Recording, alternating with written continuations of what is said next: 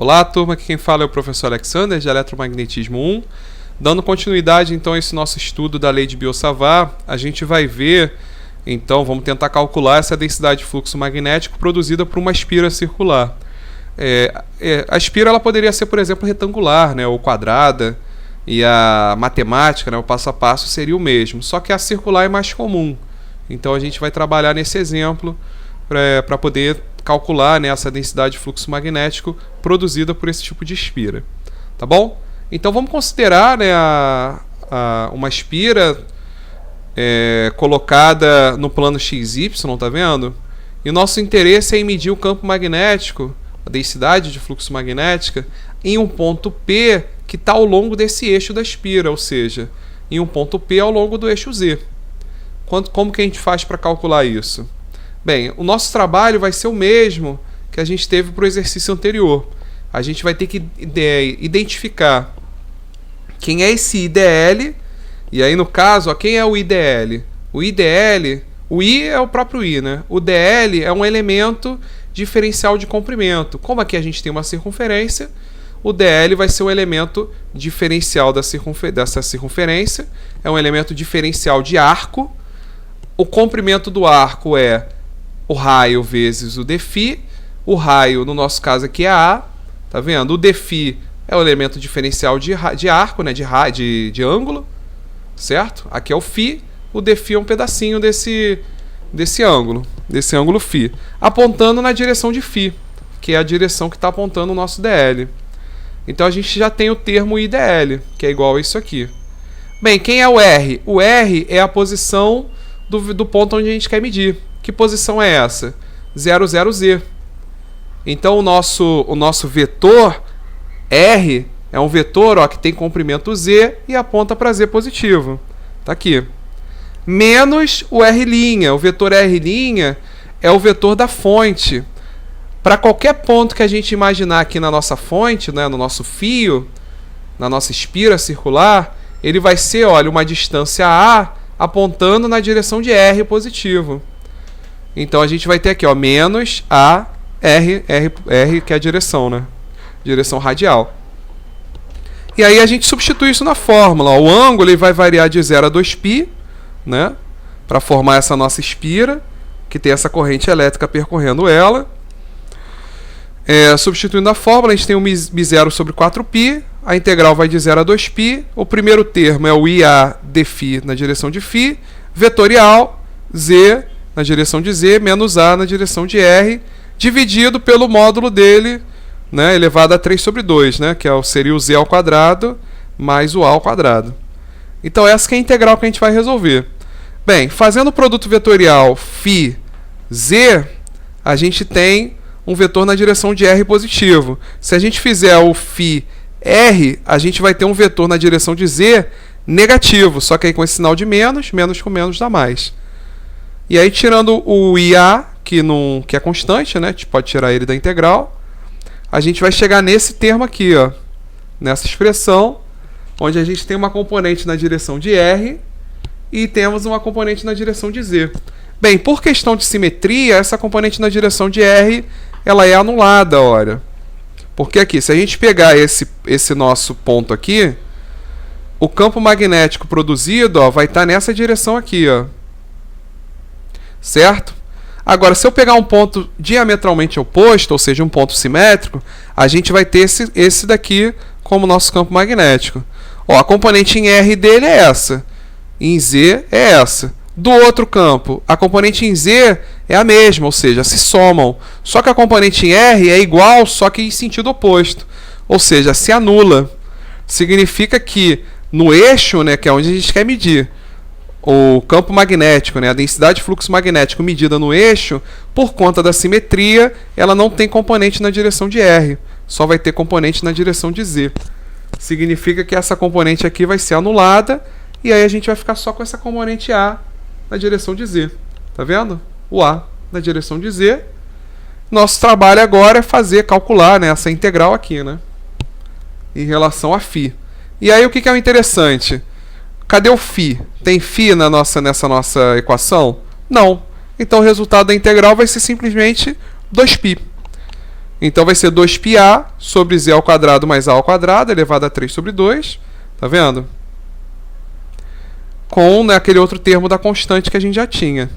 E aí a gente consegue fazer algumas simplificações, né? Por exemplo, esse 2 com esse 4, corta, vai ficar 2 embaixo. Não é isso?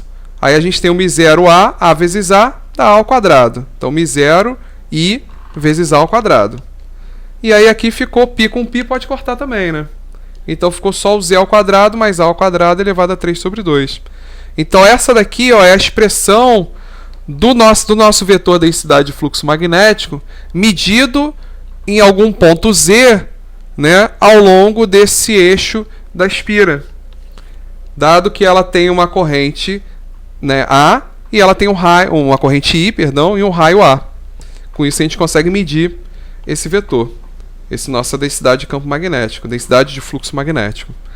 Bem, observe que no centro da espira, ou seja, quando z é igual a zero, a gente ainda pode calcular essa densidade de fluxo magnético. Ó. Quanto que ela vale? É só substituir z por zero. Substituindo z por zero, em cima vai ficar a ao quadrado, embaixo vai ficar a ao cubo, aí corta o a ao quadrado com a ao cubo, vai ficar o a embaixo. Então vai ficar 2 vezes a, μ0 vezes i em cima, 2 vezes a embaixo, na direção de z, né? Então a gente consegue ter essa expressão para o nosso vetor densidade de fluxo magnético no centro da espira. E, né, se a gente quiser calcular esse vetor, né, densidade de fluxo magnético, para pontos muito distantes da espira, ou seja, considerando que z é muito maior do que a, aí, né, olhando aqui para a expressão, a gente pode ignorar o a, né, porque o z é muito maior do que a, nessa soma.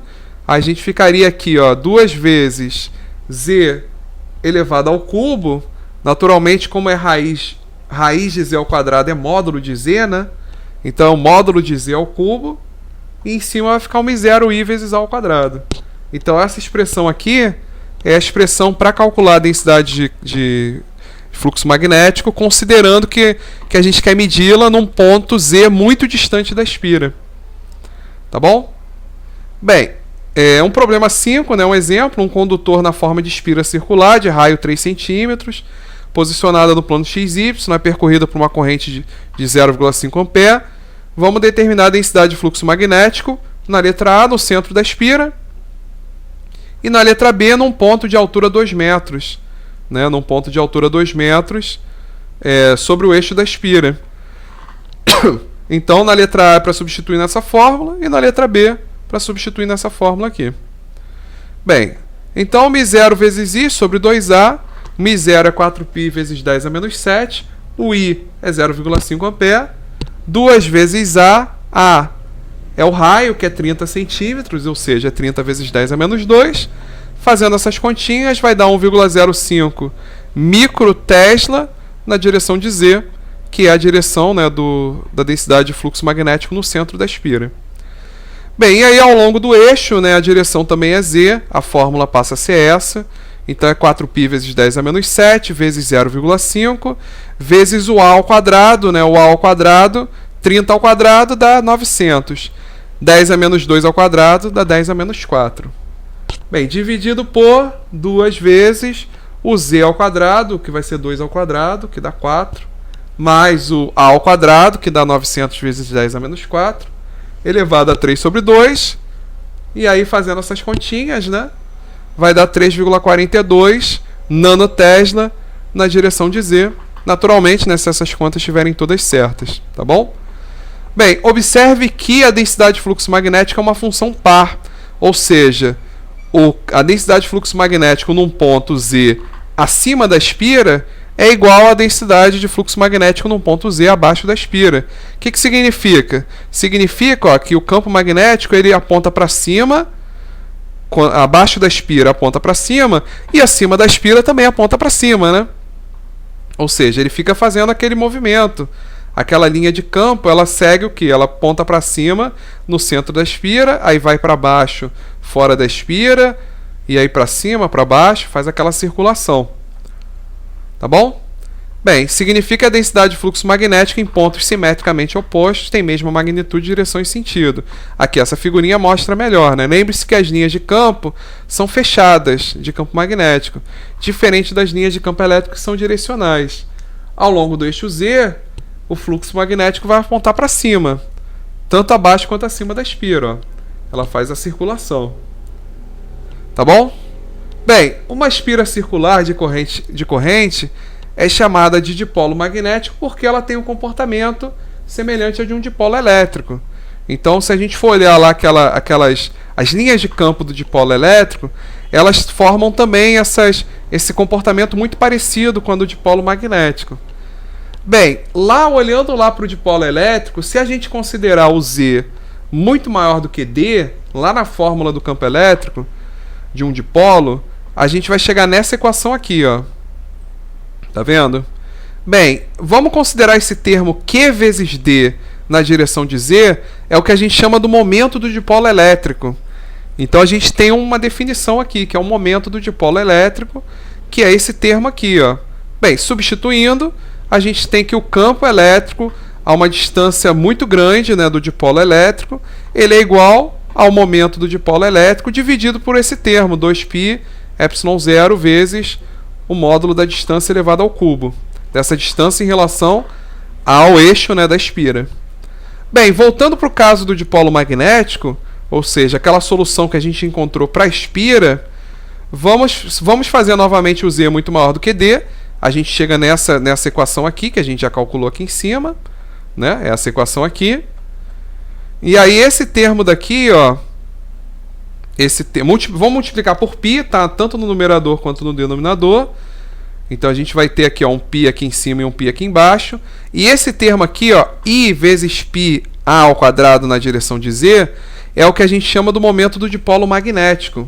Então, enquanto o momento do dipolo elétrico depende da carga elétrica da carga elétrica do dipolo, né, e da distância entre essas cargas elétricas, aqui no caso do dipolo magnético, né, o momento do dipolo magnético depende da corrente elétrica e da área que ela atravessa.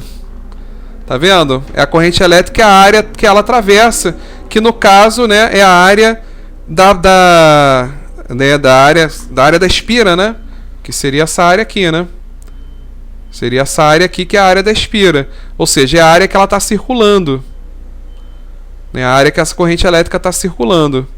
Tá vendo? Então essa área é o que a gente chama, esse I vezes π ao quadrado é o momento do dipolo magnético apontando na direção transversal a essa área, ou seja, a direção transversal a essa circulação. Bem, substituindo na fórmula, a gente vai ter essa expressão aqui, ó, o μ0 vezes o m, né, que é o momento de dipolo magnético, dividido por 2π vezes o z ao cubo. Vamos comparar lá com a do campo elétrico, ó. É muito parecido, ó. P sobre 2π z ao cubo.